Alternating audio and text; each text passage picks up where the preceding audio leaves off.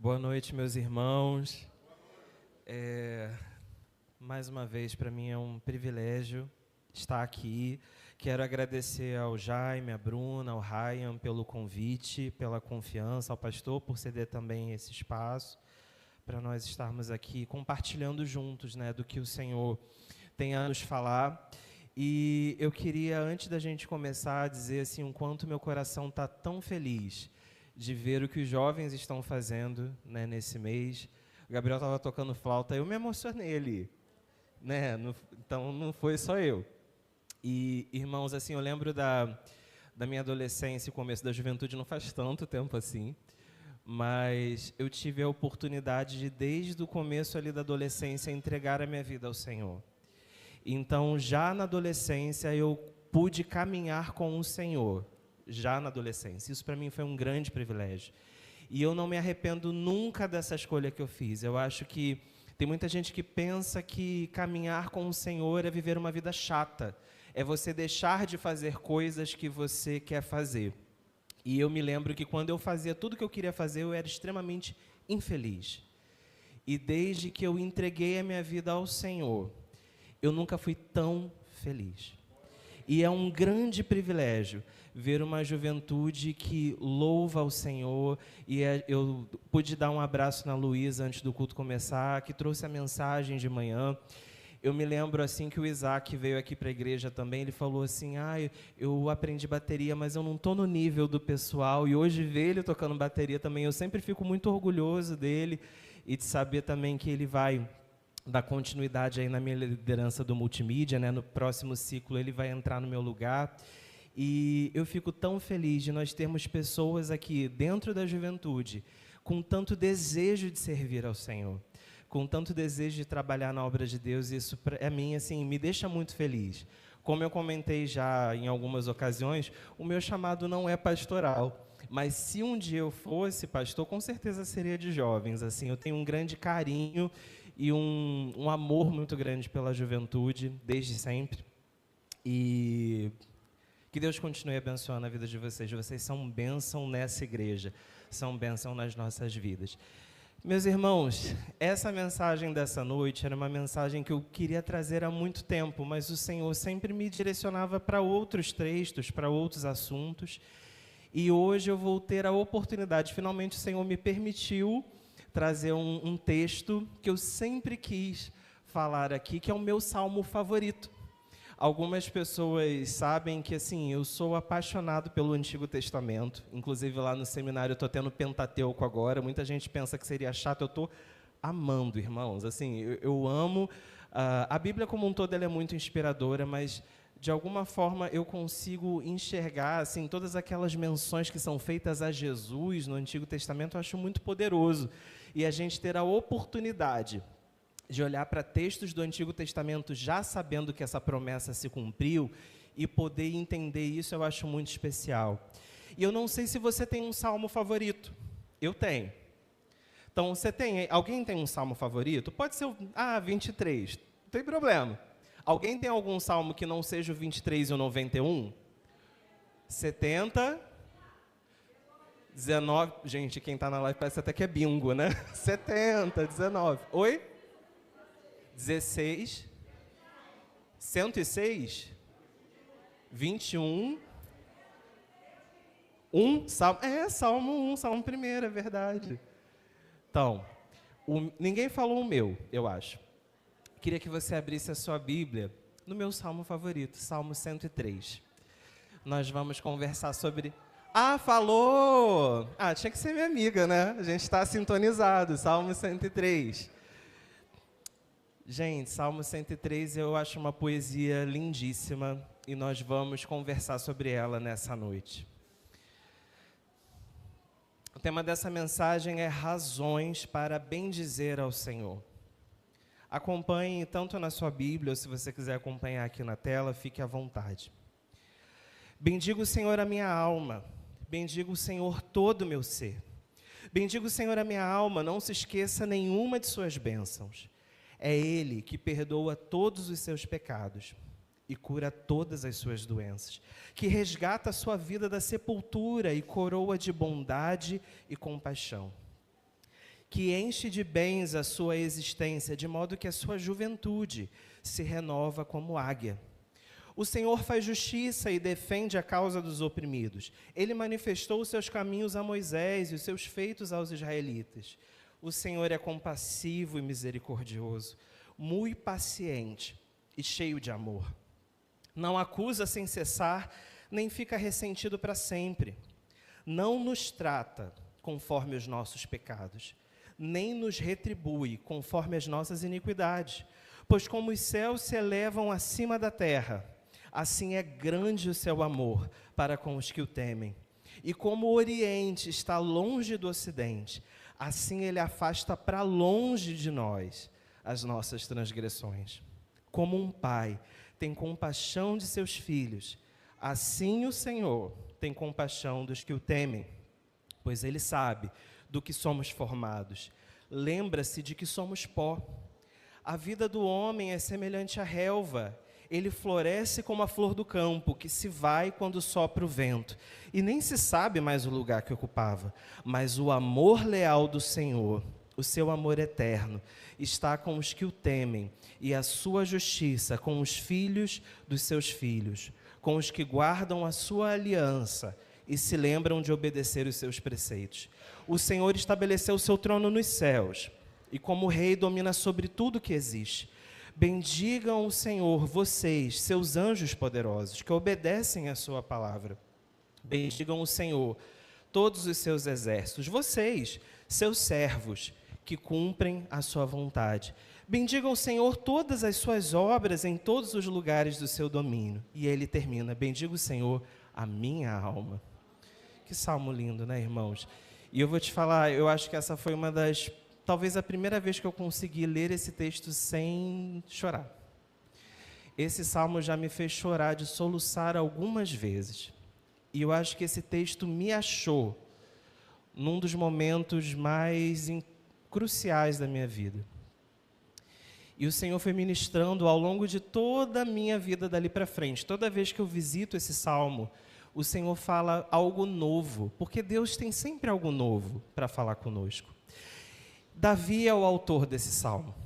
E ele já no começo, eu queria até te convidar a deixar a sua Bíblia aberta para você poder ir acompanhando a análise desse texto junto comigo. Se você olhar já no início do salmo, ele começa falando por 3 vezes que nós temos que bendizer ao Senhor. E é engraçado que bendizer na nossa cabeça parece que é falar bem de.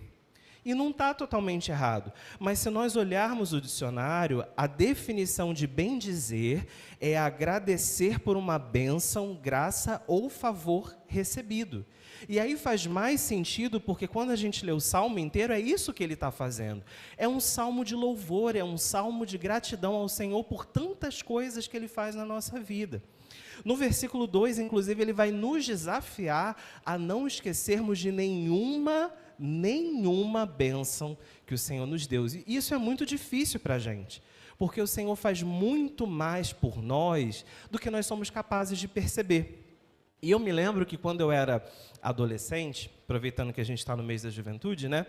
Eu lembro que às vezes eu estava lá na igreja e uma pessoa falava assim, Senhor, obrigado pelo ar que eu respiro. Eu pensava, ai, que exagero, né? A pessoa está querendo parecer que é crente pra caramba. Para você ver que eu já era insuportável desde sempre, né, meus irmãos? Era chato pra caramba. E aí veio a pandemia de Covid-19 e mostrou de uma forma extremamente didática que o ar que a gente respira é uma dádiva que o Senhor dá e Ele tira de quem Ele quiser. Você pode ser rico, pobre, jovem, velho, com saúde, com doença. Quantos irmãos estavam cheios de hipertensão, diabetes, cheios de problema e voltou da Covid? E gente que não tinha nada pegou Covid e partiu.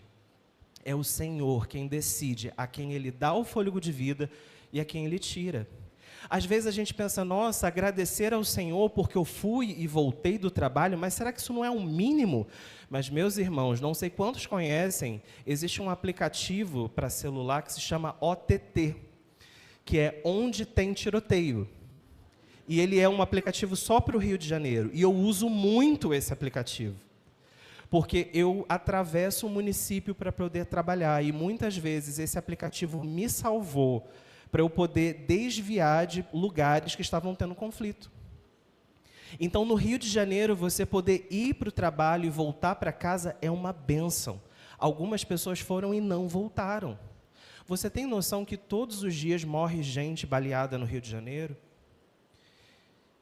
Então, o Senhor nos guarda. Isso é, sim, uma bênção. A gente poderia fazer uma lista imensa de coisas pelas quais nós podemos agradecer ao Senhor, mas eu queria me dedicar a essa lista que Davi fez nesse salmo. E a primeira coisa que ele vai agradecer é pelo perdão de pecados.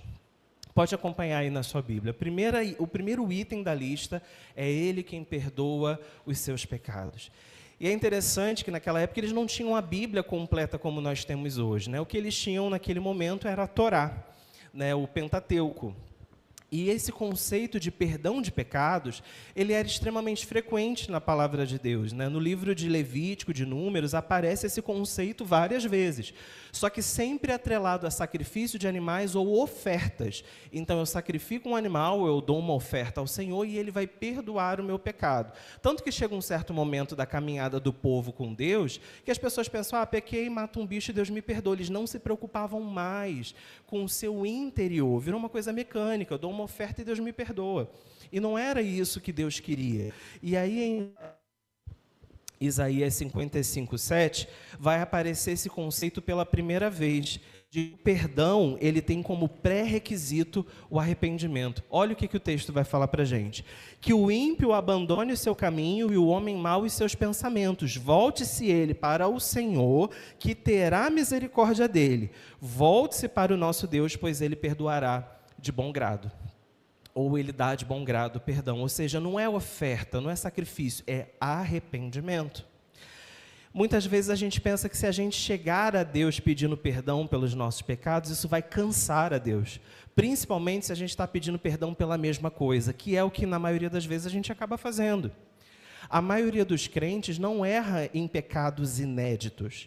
Não vai errar numa coisa que você nunca errou. Dificilmente isso vai acontecer, que deveria até ser o ideal. Eu errei, uma coisa que nunca me aconteceu, mas eu aprendi com aquela experiência e vou seguir em frente. Mas na maioria das vezes, eu posso dizer por mim, e sei que é assim com vocês também, a gente vai errar naquela mesma coisa. Naquela coisa de sempre, que vai variar de pessoa para pessoa, né? Mas a gente costuma errar nas mesmas coisas. E muitas vezes, eu não sei se você já teve esse sentimento de ter vergonha ou medo de pedir perdão para o Senhor pela mesma coisa. A gente parece que está cansando a Deus. Deus vai perder a paciência com a gente. Mas, na verdade, fardo mesmo para Deus é te ver andar num caminho que Ele não traçou para você. Enquanto você está enxergando que você está no caminho errado, e enquanto você quer mudança, Deus também quer mudança em você. Então, se nós, por exemplo, fizéssemos o mal para alguém, essa pessoa poderia até perdoar a gente, mas ela talvez primeiro ia nos humilhar, nos tratar com desprezo, falar mal da gente para todo mundo, pagar na mesma moeda, mas o Senhor não é assim. E o texto vai falar para a gente, inclusive, continuando aí no versículo 2, de que Ele cura todas as nossas enfermidades. Um segundo motivo, né, que parece um segundo motivo, mas na verdade é a mesma coisa. E aqui cabe um comentário para a gente não se perder. Lá no Jardim do Éden, meus irmãos, Deus faz o homem e a mulher e eles não foram feitos para ficar doentes.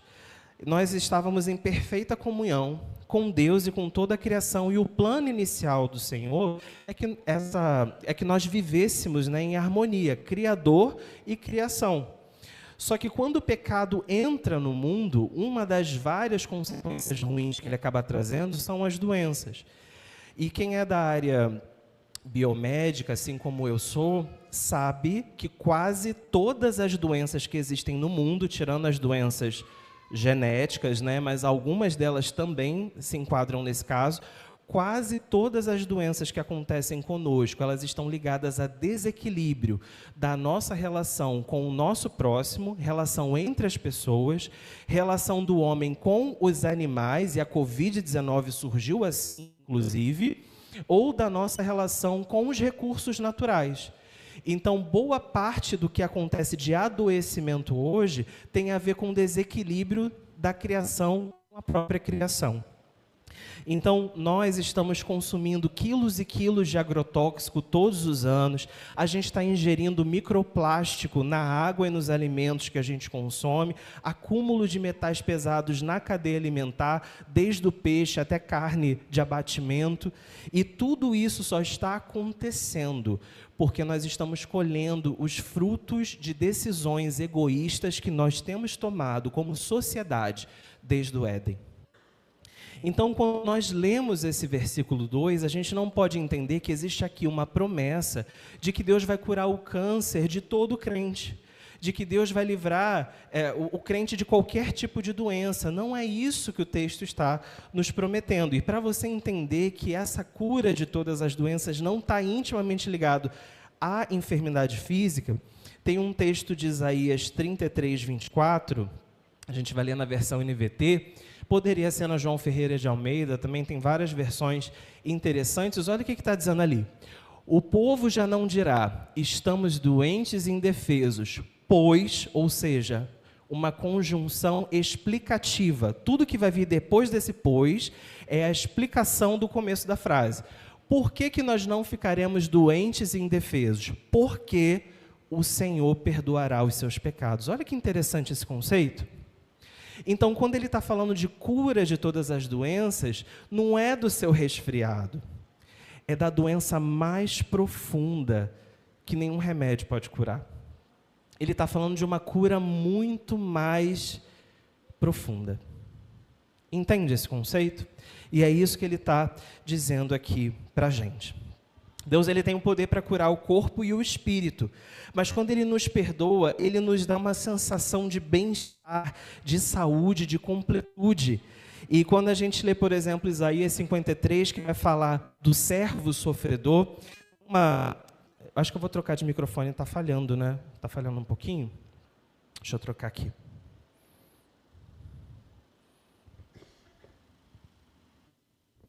Som. Estava picotando um pouquinho.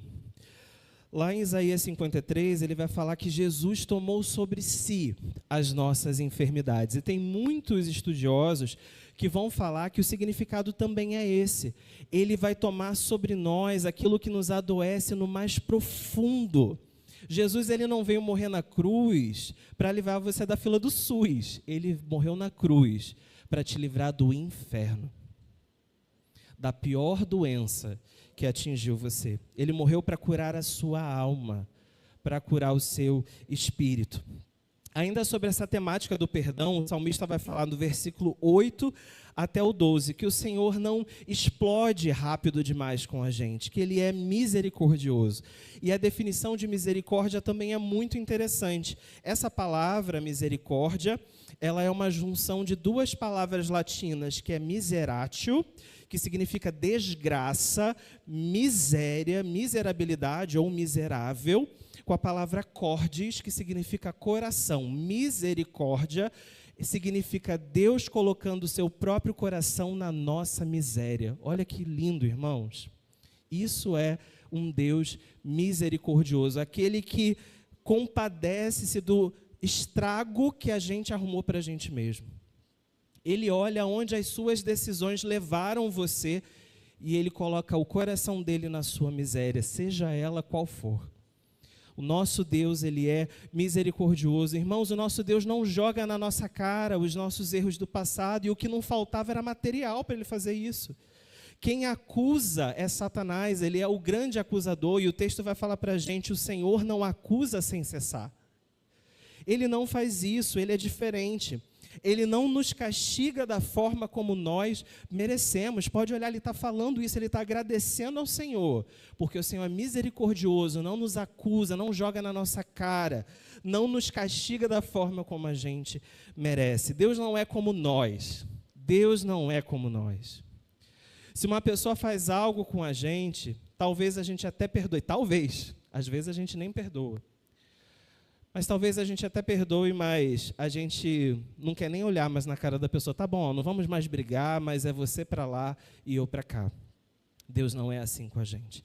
O texto vai dizer que Ele não fica ressentido para sempre. Irmãos, às vezes eu paro para pensar o quanto que eu já errei com Deus. mesmo depois de convertido, mesmo depois de seminarista. Mas esse texto me garante, ele fala isso, e você pode acompanhar isso no versículo, deixa eu ver aqui, no versículo 12. Da forma como o Oriente está longe do Ocidente, assim ele afasta para longe de nós os nossos pecados. Ele não guarda a lembrança dos nossos pecados num lugar de fácil acesso, não está num pendrive, não está numa nuvem que ele acessa a qualquer momento. Ele fala o seguinte, eu estou levando para um lugar muito longe, muito fora do seu campo de visão, um lugar onde vai estar esquecido, um lugar onde ninguém vai encontrar. Aquilo que você fez de errado, você pode deixar para trás, você tem uma segunda chance, você tem uma página em branco, você pode recomeçar, você pode fazer novas escolhas.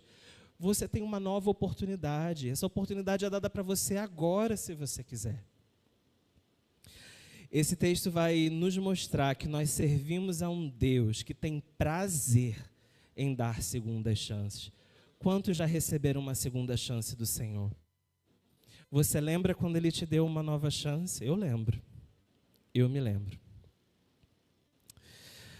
Se você precisa de um recomeço, Deus, Ele tem esse recomeço para você.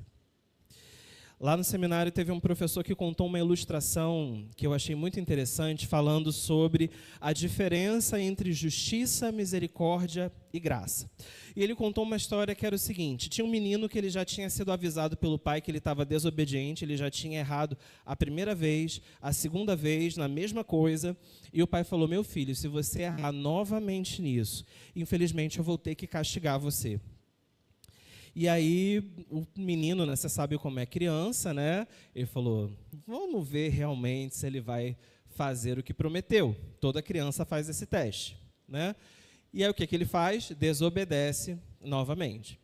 E aí, o pai chama o seu filho para conversar e fala assim, meu filho, eu tinha te avisado, você desobedeceu novamente. Como essa já é a terceira vez que você faz, você vai receber 3 chineladas. E isso, meu filho, é justiça. Você vai receber o castigo pelo que você mesmo causou. E aí o pai pega o chinelo e dá uma chinelada no filho, o filho torce a cara, a lágrima escorre, e ele fica esperando a segunda chinelada, e o pai fala, pronto, meu filho, acabou. E o filho, tomado de um sentimento inédito, né, de retidão e de caráter, fala, mas pai, não eram 3 chineladas? Ele falou, então, meu filho, isso é misericórdia. É você castigar menos do que a pessoa merece por amor. Agora, meu filho, vamos esquecer tudo isso. Vai lá, troca de roupa que nós vamos tomar um sorvete. E o garoto fica com vergonha e fala, mas pai, eu fiz uma coisa muito feia, você ainda vai me levar para passear? Isso é graça, meu filho. É você receber uma coisa que você sabe que você não merecia. E Deus, irmãos, Ele é esse Pai. E o versículo 13, ele vai falar para a gente, assim como um pai se compadece do seu filho, assim o Senhor tem compaixão daqueles que o temem. E nesse salmo, se você olhar bem, no versículo 6, ele vai falar sobre a justiça de Deus. No versículo 8, ele vai falar sobre a misericórdia de Deus. E dos versículos 10 a 12, ele vai falar sobre a graça de Deus. Pode conferir aí. Esse salmo ele fala que o nosso Deus, ele é um Deus de justiça, ele é um Deus de misericórdia e ele é um Deus de graça. E uma coisa que eu acho muito interessante, pensando, né, que nós estamos aí no mês da juventude, o versículo 5 ele fala diretamente aos jovens. E eu acho muito interessante. Até porque, meus irmãos, a gente sabe que jovem é falido, né? A gente é falido quando a gente está jovem. A gente não tem um centavo, não é verdade? Amém ou não amém? Irmãos, jovem para não ser falido, só se esse culto estivesse acontecendo na PIB do Recreio, né, na PIB da Barra. Aqui na Passuaré, eu acho muito difícil, né, o jovem está cheio de dinheiro. Só que nessa fase é quando a gente tem que escolher a nossa profissão, nosso futuro cônjuge. A gente tem que fazer decisões muito difíceis nessa fase da vida, sem um centavo no bolso. E aí eu lembro quando eu estava me preparando para casar e eu pensando, eu já até contei essa história aqui, eu tinha sido mandado embora, sem receber a rescisão, com 3 meses de pagamento atrasado, com férias atrasadas. Eu tive que colocar a empresa na justiça e a empresa estava me devendo, com tanto de coisas atrasadas, aproximadamente R$70 mil. E até hoje eu não recebi esse dinheiro. E aí eu fui mandado embora sem 1 centavo e pensando, eu estou noivo. E agora eu estava com salário atrasado, agora nem emprego eu tenho. Hoje, bem na nossa vez, uma casa não custa menos que 150 mil. E, às vezes, 150 mil é o preço de um terreno vazio. Você ainda vai ter que comprar todo o material e fazer do zero. Jovem, acalma seu coração. Tá? Há esperança, eu vou chegar lá. Mas, assim, 150 mil. E aí você pensa, carro deixa para bem depois, né? E aí você pensa, futuramente eu quero ter filhos? Quero. Como é que eu vou comprar material escolar de uma criança, gente? Se eu quero, por exemplo, dar uma saúde digna, de repente pagar um plano de saúde para um filho, e você começa a fazer as contas, se de repente você tem aí o sonho de fazer uma festa de casamento, você já viu quanto custa uma festa de casamento? Irmãos, eu já confessei para vocês que eu tenho dificuldade, né, de dar passos de fé. Mas eu acho engraçado que quando eu estava para casar, eu acho que Deus deve ter tido muito orgulho de mim, porque eu cheguei a pesquisar a lua de mel nas Maldivas. Nem festa a gente fez. Né? Então, assim, ali eu estava com muita fé mesmo. Mas, assim, irmãos, brincadeiras à parte, quando a gente chega na juventude, a gente tem esse choque de perceber que a gente não tem nada e a gente precisa conquistar muita coisa e é tudo muito difícil e é tudo muito caro. E eu me lembro que quando eu estava para casar com Thaís, ela também lembra disso, a quantidade de pessoas que chegaram para a gente, falaram assim, vocês vão casar, que bênção, casamento é uma bênção, pena que é tão difícil. Irmãos, era sempre assim, uma chuva de pessimismo, casar é uma bênção, difícil é ficar casado. Uma pessoa, gente, eu estou falando de pessoas crentes, tá? O que o pessoal fala no mundo, a gente até releva. Estou falando de crentes. A pessoa chegou para a gente e falou assim, meu irmão, o importante é que você já foi muito feliz até aqui.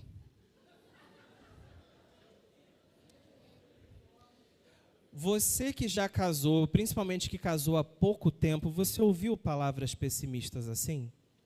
E aí você está sem dinheiro, você está cheio de projetos, um monte de coisa para conquistar, as pessoas falando para você que não vai dar certo.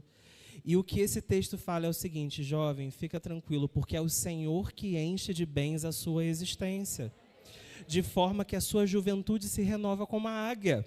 E a gente tem provado da fidelidade do Senhor, porque não é o nosso mérito, né? A gente comprou um apartamento, está pagando em 30 anos? Sim, mas nós temos o nosso apartamento. E a gente estava para casar, eu falei, gente, a gente não vai ganhar presente, a gente fica vendo Deus abençoando a vida dos outros, né? Tem gente que ganha casa. Eu falo, gente, se eu ganhar um air fryer, eu já estou feliz. A gente não vai ganhar nada, eu tenho certeza. Meus irmãos, nós fomos abençoados em tantas coisas. Boa parte da mobília que nós temos foi bênção de pessoas sobre nós. É o Senhor, e a gente não pediu para ninguém. É o Senhor que enche de bens a nossa existência. Então, talvez você olhe para o futuro e dá muito medo. É assustador. Mas você tem um Deus que abre portas onde você nem sabia que tinha. Nós temos um Deus poderoso que faz isso por nós. E o salmista está agradecendo por isso. Lembra que quem escreveu foi Davi. Davi começou o seu ministério, né? Rei, né? Aquela coisa toda, muito jovem. Lembra que quando ele foi lutar com Golias, ele era muito jovem. Deus levanta jovens para fazer coisas extraordinárias. E aí o salmista continua agradecendo no versículo 14, e esse é um versículo que, assim, me derrubava. O versículo 14 vai falar para a gente, pois ele sabe do que nós somos formados, ele se lembra que nós somos pó. O que esse texto está dizendo para a gente? O salmista está falando, Senhor, eu te agradeço, porque o Senhor compreende as minhas limitações. Os nossos pecados, irmãos, os nossos fracassos não pegaram Deus de surpresa. Ele sabe do que nós somos formados. Ele sabe que nós somos pequenos. Então você não precisa ficar com vergonha de Deus porque você errou novamente na mesma coisa. Se levanta do chão e continua, porque Ele sabia que isso ia acontecer. Quando Ele falou que te ama e quando Ele abriu os braços para você, Ele sabia que você ia continuar errando. Ele sabe do que você é formado. Ele sabe do que você é feito. Você é pó. Então Deus não está surpreso com o tamanho da sua pequenez. Agora cabe a você se permitir ficar surpreso com o tamanho gigantesco do Deus que você serve. Nosso Deus é grande demais, irmãos. Pare de ficar dando cabeçada na parede, tentando consertar você mesmo os seus estragos. Você não tem capacidade espiritual de dar jeito na sua própria vida. Tem muita gente que fala assim: Senhor, eu vou me corrigir nisso e depois eu vou te servir. Senhor, deixa só eu vencer essa área da minha vida e depois eu me entrego para o ministério. Querido, você não vai vencer nada. A força não está em você. A capacidade não está em você. Deixa eu te falar uma coisa: se concentra em buscar ao Senhor. Se concentra em se derramar na presença dEle. Talvez no dia seguinte você erre de novo, não tem problema. Continua. No começo você vai continuar errando, mas a longo prazo, se você insistir, isso vai mudar você. O poder vem do alto. Eu me lembro que eu estava nessa luta, né, como jovem, isso foi uma coisa que aconteceu, principalmente ali no final da adolescência para o começo da juventude, que eu tinha grande prazer em servir ao Senhor, mas eu tinha questões da minha vida que não estavam resolvidas e eu sabia que Deus não se agradava.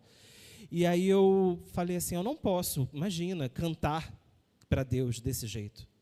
Imagina dar aula na EBD, porque eu sempre dei aula na EBD, né?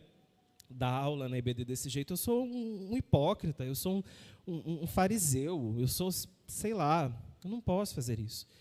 E eu fiquei no banco, meus irmãos, me afastei de tudo e fiquei no banco esperando eu fazer um milagre em mim mesmo, e esse milagre não chegava. Até que teve um dia que um pregador, que eu nem lembro quem era, falou que Deus escolheu as coisas que não são para reduzir a nada aquelas que são. Deus escolheu as coisas desprezíveis desse mundo. E era assim que eu me sentia. Eu me sentia diante de Deus desprezível. E Ele falou: você é desprezível, é você que eu quero. E naquela noite eu entendi que eu não precisava esperar ser perfeito para me render ao Senhor. Porque a glória não é para ser minha, não é para dizer eu consegui. É para eu me entregar ao Senhor, mesmo pecador, mesmo errado, mesmo torto, mesmo sujo, para que eu perceba a transformação acontecendo na minha vida e entenda que foi a mão do Senhor que fez isso, não a minha. Não precisa ter medo de, o que Deus vai pensar se Ele me ver desse jeito. Ele sabe do que você é formado. Ele sabe que você é pó. E a última coisa que o salmista vai agradecer, está no versículo 4, é pelo resgate da sepultura. Em algumas versões que eu gosto mais, né, o resgate do inferno. A palavra, enfim, depois eu vou falar disso. Antes disso, essa ideia de resgate aqui, ela tem a ver com o Êxodo 13. Havia uma espécie de ritual entre o povo de Deus, que eles iam sacrificar ao Senhor os primogênitos de todo o rebanho, né, as primeiras crias, os primeiros machos, né, das crias de todo o rebanho, para poder resgatar os seus próprios filhos, os seus primogênitos. Era como se fosse um simbolismo de troca. Eu vou sacrificar o primeiro carneiro da minha cria, a primeira ovelha, e aí com isso eu vou estar resgatando meu filho primogênito. Qual é a ideia desse ritual? Era uma lembrança de que foi necessário o Senhor matar todos os primogênitos do Egito para que eles pudessem sair da escravidão, para que eles pudessem ser libertos, para eles poderem ser resgatados do Egito. Mas para isso você vai lembrar também da história de que eles precisaram sacrificar um cordeiro e com esse sangue eles passaram o sangue nos umbrais da porta e quando o anjo da morte foi matar os primogênitos, as casas que estavam cobertas com o sangue do cordeiro não foram impactadas pela morte. Consegue ver como o Antigo Testamento ele é lindo? Ele não está falando de forma direta, mas você está conseguindo entender? Jesus é o Cordeiro de Deus que tira o pecado do mundo, e esse Cordeiro perfeito derramou o seu sangue, e nós que estamos com a vida coberta por esse sangue do Cordeiro, fomos resgatados da escravidão para o reino do Filho do seu amor. Esse ritual, ele aponta para Jesus. E esse texto, no versículo 4, quando ele fala assim, é o Senhor quem resgata a minha vida do inferno, ele está entendendo isso. Senhor, obrigado, porque foi de lá que o Senhor me tirou. Sem Jesus, todos nós estávamos destinados ao inferno. E por mais que a gente tenha uma possível dupla tradução, a palavra Sheol, ela pode ser tanto sepultura quanto inferno. Mas entendam um conceito aqui. Da sepultura, meus irmãos, um dia todos nós iremos. Todos nós vamos morrer um dia. Agora, do inferno, o Senhor nos resgata. A gente pode, nessa noite, dizer com alegria, se você quiser ter essa certeza, essa noite você pode, em Deus, sendo resgatado por Deus, você é livre para sempre do Sheol, você é livre para sempre do inferno. E só Ele pode fazer isso. E o salmista está agradecendo, eu te louvo, Senhor, porque o Senhor me resgatou do inferno. E a Bíblia vai falar muito bem sobre isso, por exemplo, Romanos, no capítulo 5, do 6 ao 8. Vai colocar ali na tela para a gente, Romanos 5, do 6 ao 8.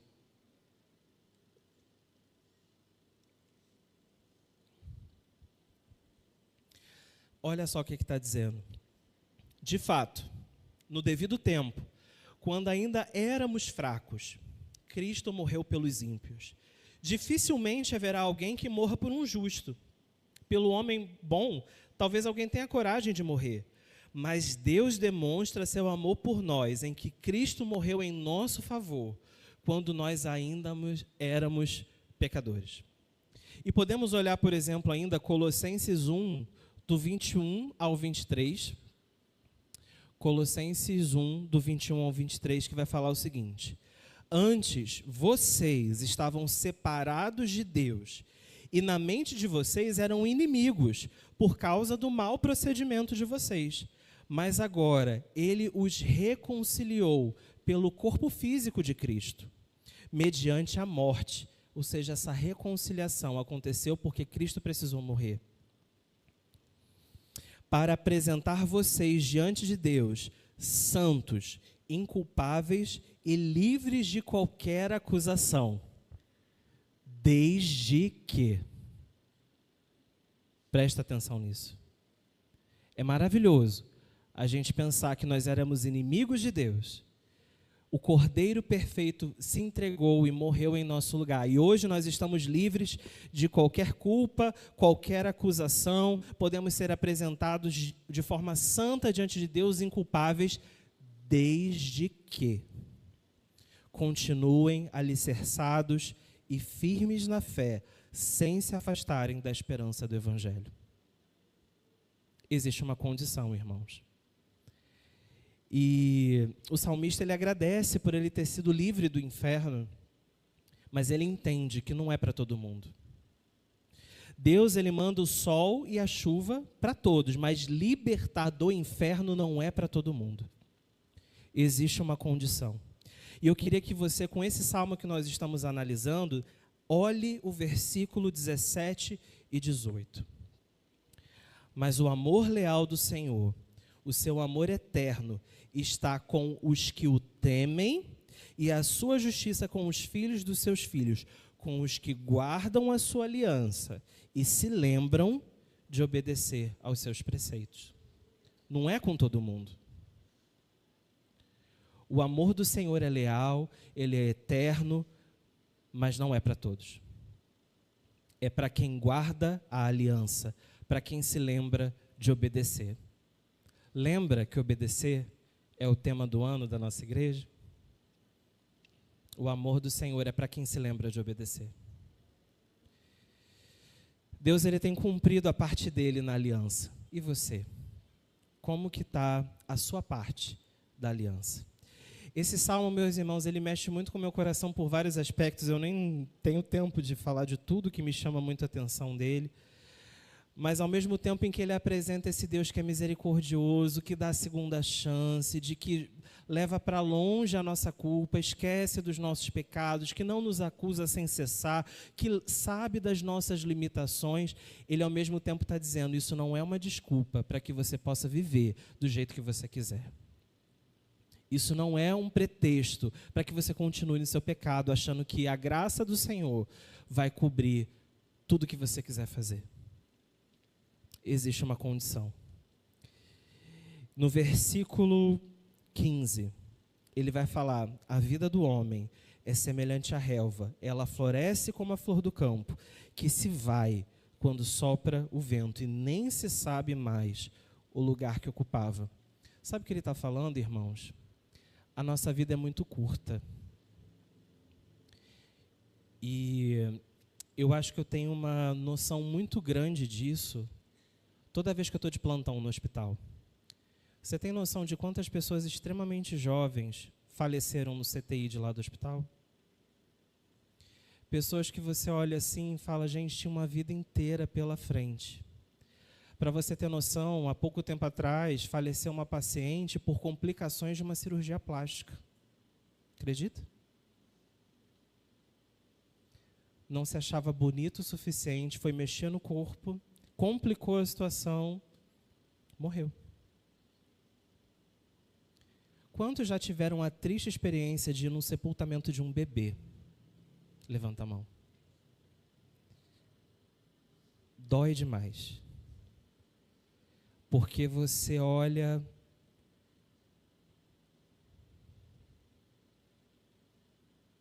dias assim, sabe?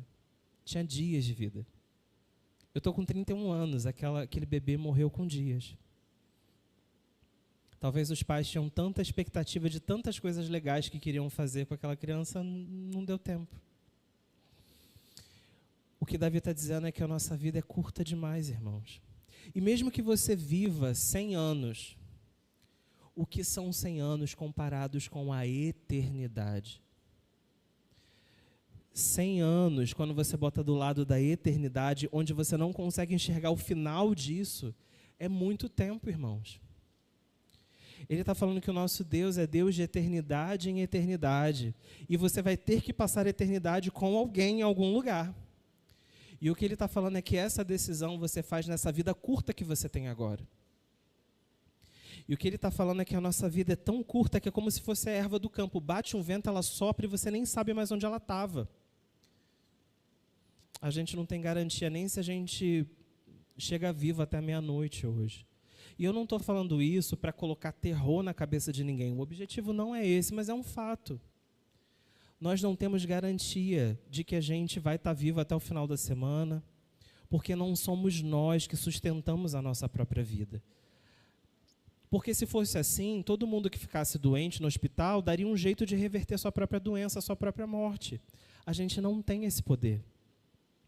Quantas pessoas dormiram e no meio do sono Deus levou? Talvez alguém aqui tenha perdido um pai, uma mãe desse jeito, foi dormir e não acordou. A vida, ela é um sopro. Ela passa rápido demais. E diante de tudo isso, o salmista, então, ele vai caminhar para o encerramento, né, dizendo que o Senhor estabeleceu um trono e como rei, ele domina sobre tudo que existe. Deus se colocou nessa posição de rei e ele não vai abrir mão dessa posição. Então, se nessa noite você quer ser o dono da sua própria vida, é preciso que você entenda que esse lugar, essa posição, esse trono já tem dono legítimo, esse dono não é você. Eu acho lindo que Davi, então, ele vai terminar dizendo, diante de tudo isso que nós já conversamos aqui, que só resta, então, bem dizer ao Senhor. Acompanhe os versos 20 a 22. Ele vai dizer, bendiga ao Senhor os anjos, bendiga ao Senhor os seus servos, bendiga ao Senhor toda a criação, todas as coisas criadas. Mas no fim ele vai falar, mas bendiga ao Senhor a minha alma. Sabe, meus irmãos, a Bíblia nos garante que um dia, quer queira, quer não, todo joelho há de se dobrar diante do Senhor Jesus. Alguns para a salvação, alguns para a perdição, mas um dia, quer queira, quer não, Todo joelho vai se dobrar diante do Rei dos Reis, o Senhor Jesus. Mas que privilégio é poder fazer isso hoje, porque eu quero. Porque eu reconheço quem Ele é. Porque eu sou grato pelo que Ele fez por mim. Porque eu me lembro de onde Ele me tirou. Porque eu me lembro quem eu era antes dEle. Eu não preciso que ninguém me obrigue. Eu me rendo a Jesus hoje. Eu me rendo a Jesus todos os dias.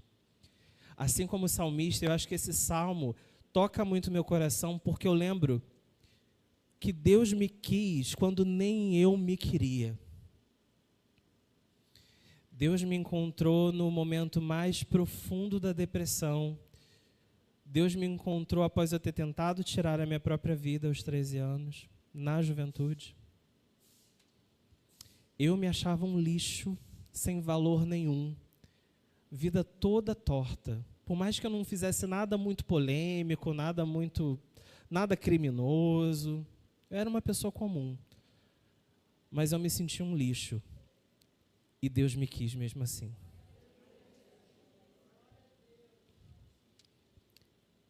Davi, ele faz uma lista de motivos para agradecer ao Senhor. E você pode reparar que nenhum desses motivos é banal. São coisas muito profundas, são coisas muito significativas. E ele vai encerrar que Deus merece sim ser adorado pelos anjos, ser adorado pela sua igreja, pelos seus servos, mas bendiga ao Senhor a minha alma. Ele fala, esse privilégio ninguém vai me tirar. Eu quero louvar ao Senhor.